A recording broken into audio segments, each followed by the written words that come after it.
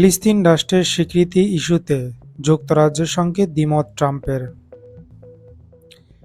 যুক্তরাষ্ট্রের president Donald Trump বলেছেন, ফিলিস্তিন রাষ্ট্রকে স্বীকৃতি দেওয়ার বিষয়ে তিনি ব্রিটিশ প্রধানমন্ত্রী কিয়ার স্টারমারের সঙ্গে দ্বিমত পোষণ করেন। লন্ডনে রাষ্ট্রীয় সফরে থাকা অবস্থায় বৃহস্পতিবার দ্বিপাক্ষিক বৈঠকের পর সংবাদ সম্মেলনে তিনি একথা বলেন।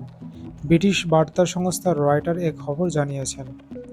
সংবাদ সম্মেলনে ট্রাম্প বলেছেন, ফিলিস্তিন রাষ্ট্রকে স্বীকৃতির বিষয়ে আমার প্রধানমন্ত্রীর সঙ্গে মতপার্থক্য আছে, তবে এটি আমাদের কয়েকটি ভিন্ন মতের মধ্যে একটি।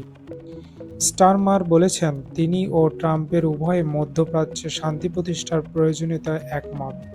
তিনি বলেন, গাজায় পরিস্থিতি সহ্য করার মতো নয়।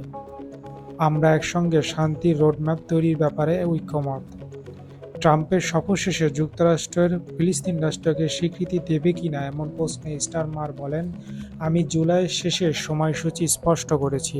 এর সঙ্গে রাষ্ট্রীয় সফরের কোনো সম্পর্ক নেই। স্টারমার আরও বলেন, আমি মার্কিন প্রেসিডেন্টের সঙ্গে বিষয়টি আলোচনা করেছি। আমরা একে অপরকে সম্মান করি, পছন্দ করি এবং সর্বোত্তম সমাধানের পথ খুঁজতে চাই।